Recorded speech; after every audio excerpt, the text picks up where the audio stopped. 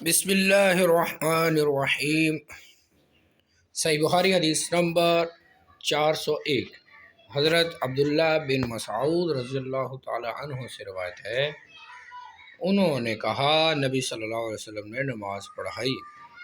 راوی حدیث ابراہیم نخعی کہتے ہیں مجھے یاد نہیں کہ آپ نے نماز میں اضافہ کر دیا تھا یا کچھ کمی کر دی تھی۔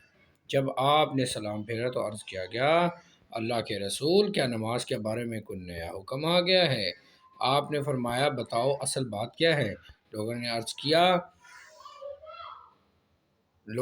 کیا آپ نے اس قدر نماز پڑھی ہے۔ یہ سن کر آپ نے اپنے دونوں پاؤں موڑے اور قبلہ رو ہو کر 2 سجدے کیے، پھر سلام پھیرا اور ہم سے مخاطب ہو کر فرمایا اگر نماز کے متعلق کوئی نیا حکم آتا ہو تو میں تمہیں ضرور مطلع کرتا، لیکن میں بھی تمہاری طرح ایک انسان ہوں، جس طرح تم بھول جاتے ہو میں بھی بھول کا شکار ہو جاتا ہوں، اس لیے جب میں بھول جاؤں تو مجھے یاد دلا دیا کرو، اور جب تم میں سے کوئی اپنی نماز میں شک کرے تو اسے چاہیے کہ صحیح حالت معلوم کرنے کی کوشش کرے، پھر اسی پر اپنی نماز پوری کر کے سلام پھیر دے، اس کے بعد 2 سجدے کرے۔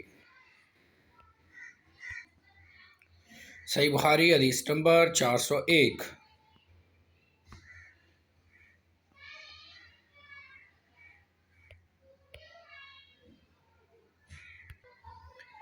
صحیح بخاری حدیث نمبر 401 401 صحیح بخاری حدیث نمبر 401